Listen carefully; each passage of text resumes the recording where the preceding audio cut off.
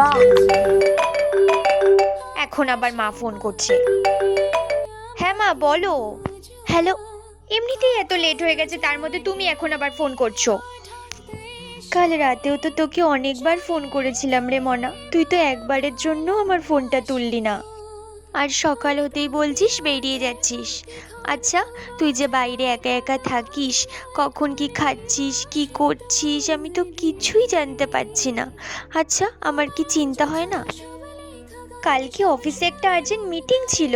আমি অনেক রাত করে বাড়ি ফিরেছি আর ভীষণ টায়ার্ড ছিলাম। আচ্ছা শোনো না, তোমার কি এখন খুব আর্জেন্ট কিছু বলার আছে?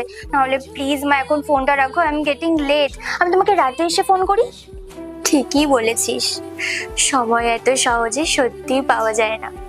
আচ্ছা মনা, তোর মনে পড়ে একটা সময় ছিল যখন আমি পাশে না থাকলে তোর চোখে ঘুম আসতো না, আমি খাইয়ে না দিলে তুই খেতে চাইতিস না, আর আমিও সমস্ত কাজ ছেড়ে শুধু তোকেই সময় দিতাম।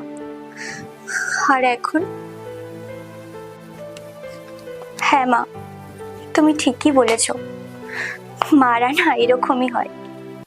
তারা সময় বার করে ছেলে মেয়েদের ভালোবাসতে জানে, আর আমরা বর্তমান সমাজের ছেলে মেয়েরা সামান্য ভালোবাসার মানুষগুলোর জন্য একটু সময়ও বের করতে পারি না।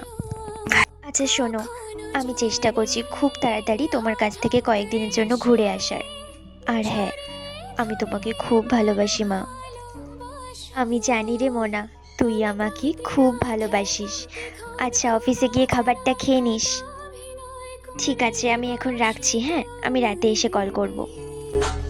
তুমি বোঝনি আমি বলিনি, তুমি স্বপ্নতে কেন আসনি আমার